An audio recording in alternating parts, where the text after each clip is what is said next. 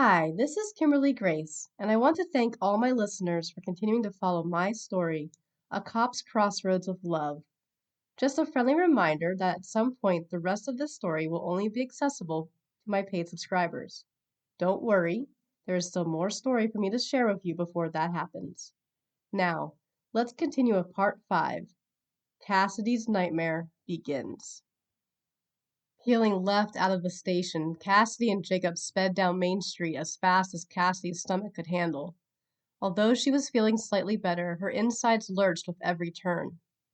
Pushing the nausea out of her mind, Cassidy tried to find something else to concentrate on.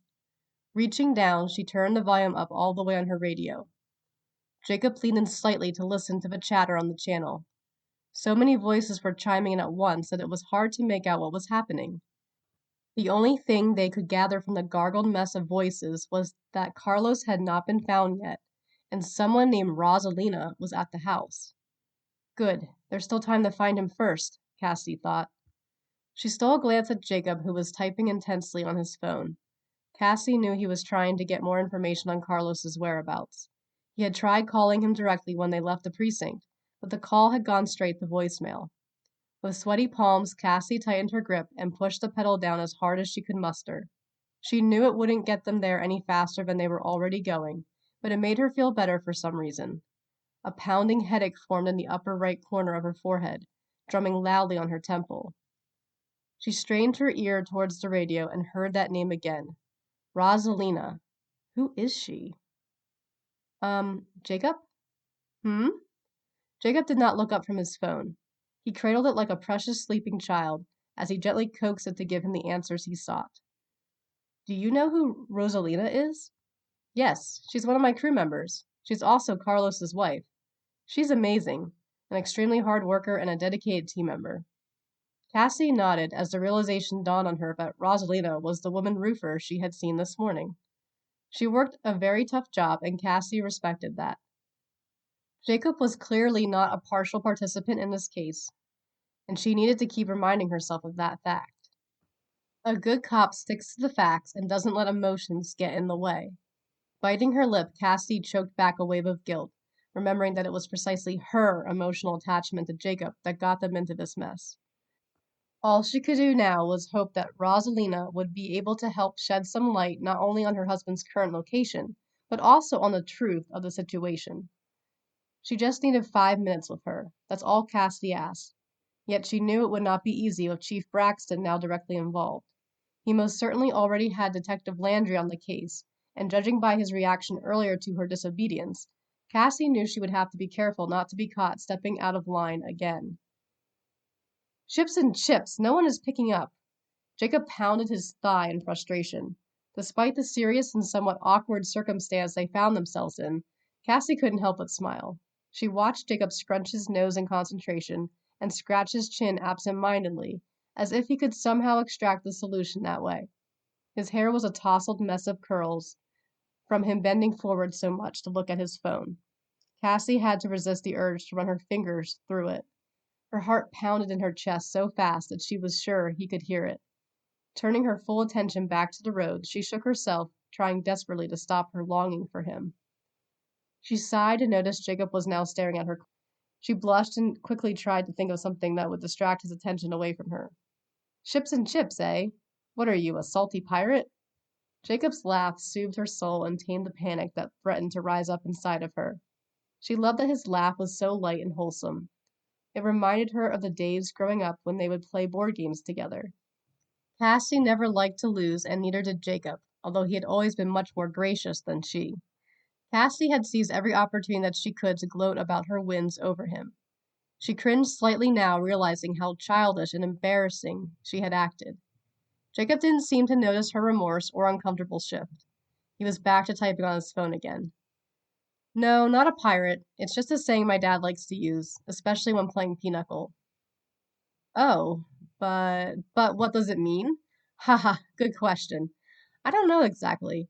It's just an expression he decided to use when the game wasn't going his way. I think he said something about a ship made of chips wouldn't sail well, or was it a ship sailing in a sea of chips? I don't know, but anyway, he said it so often, I guess it got ingrained in me. Either that, or I'm getting old. I like it. It's a cute saying, old-timer. Jacob chuckled and locked eyes with Cassidy for a moment. Suddenly, the anxious feelings and nausea settled instantly. For whatever reason, Jacob had always made her feel safe, and a wave of gratitude swept over her.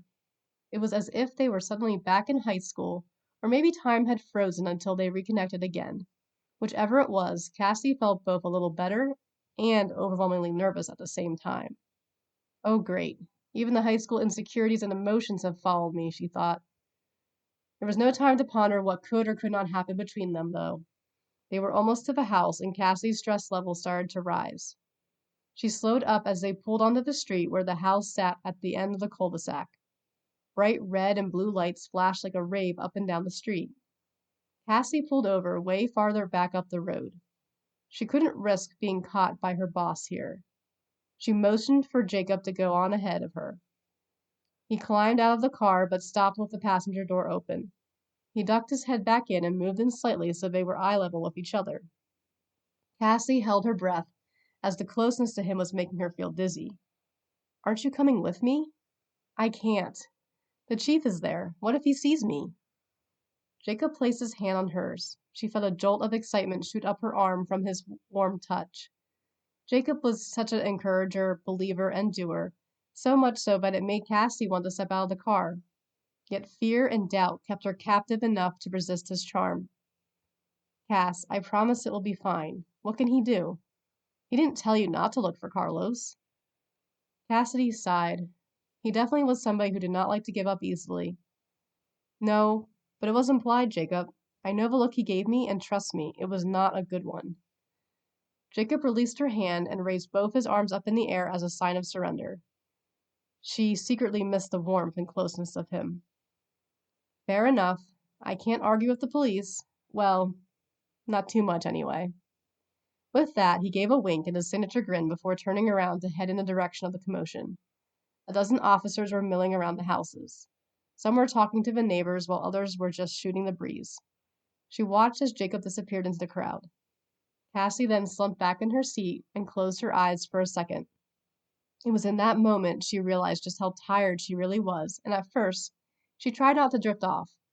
However, she gave up the fight eventually and fell into a deep sleep. Cassie dreamed that she was in a dark room with a bright light hanging above her head. It was stifling hot in the room, and when she tried to move to get up, she realized that she was handcuffed to the chair. No matter how hard she tugged and twisted her body, she could not break free. Suddenly, a voice spoke out from the shadows. You disobeyed me, and now you're going to pay the price. Cassie recognized the voice. It was Chief Braxton. Then two other people spoke up. We told you, but you didn't listen. Now look what you've done. You've ruined your uncle's legacy. You should be ashamed of yourself. Cassie felt tears sting her eyes. Those were her parents' voices. Then the last voice spoke, but Cassie didn't recognize it. You believed in fairy tales as a little girl, but wake up. This is real life, and you'll never have a knight in shining armor. Your puppy dog love for Jacob is pathetic. You deserve this. Guards, lock her up and seal the door. She's never getting out now. Cassie wanted to scream, but her throat was dry and a lump made it hard for her to even breathe. She watched as the shadowy figures started to move out of the room. She mustered enough strength to cry out, "Wait!" Then out from the darkness emerged the last person to speak to her. Cassie trembled at the sight of her. Her eyes were dark and soulless, while her jet black hair was sleeked back and wrapped in a tight bun. She had a sense of familiarity with her, though. Cassie could not place how she knew this woman until she stepped closer to her. She bent down and gave Cassie the most sinister-looking grin. When Cassie met her gaze, not willingly, as the woman forced her chin up, Cassie's eyes grew wide in terror. The woman was Cassidy. She was staring at a very dark version of herself. Her mouth dropped open, and the evil Cassie cackled loudly. It was so loud that it began to hurt Cassie's ears. She wanted to cover them, but her forearms were still chained to the chair.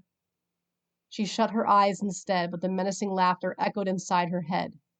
Cassie's head pounded with every booming sound of her own maniacal laughter. She did not know how much more she could take and was losing hope fast.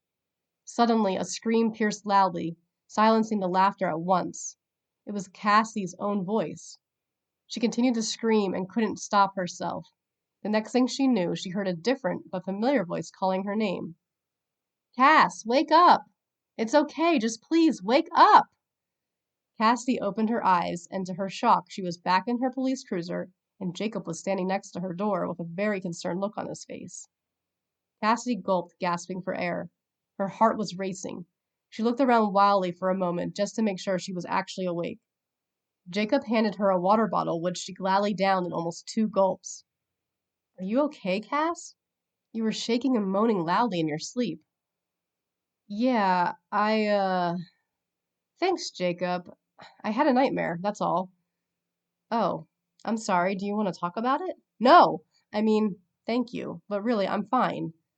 Did you find anything out? Jacob nodded with a serious expression that made Cassie's stomach churn. She knew it was not going to be good news. Carlos is gone. No one knows where he went, but he took a backpack full of supplies. Cassie put her head down on her steering wheel. The weight of the guilt she felt for letting Carlos escape was too much for her right now. She felt Jacob gently pat her shoulder. There is some good news, though. Rosalina is here. She doesn't speak much English, but she wants to talk to you. To me? I'm sure Detective Landry is the one she needs to talk to right now. Yes, he tried. He even got an interpreter, but she refused to speak to him. She said she would only speak with the lady cop from this morning. Cassie popped her head up so fast that Jacob stepped back a little. Her eyes searched his to confirm that what he told her was true. He nodded and smiled at her. Cassie breathed a sigh of relief but did not return the smile. Her doubts about being a cop started plaguing her mind again. A worry line crossed the top of her forehead. Jacob seemed to be reading her mind as he took her hand again. Don't worry, you're going to do great. Rosalina is a sweet woman, and I know why she chose to talk to you. Oh yeah, and why's that? Because you're the best cop in town. Cassie began to roll her eyes, but the look on Jacob's face stopped her. I mean it.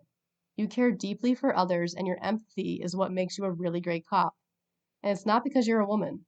You've always helped others, especially the ones who get overlooked. It's who you are, Cass. I'm not sure why you doubt yourself, but it's okay. You'll remember. You'll find the old fierce sweet Cassidy again. Cassie wanted to freeze time. Jacob's words were so tender and healing to her soul. She wanted to reply but didn't know what to say. Before she could even think of anything, Chief Braxton's loud voice shook both of them out of their trance. Burns, get over here now. To be continued.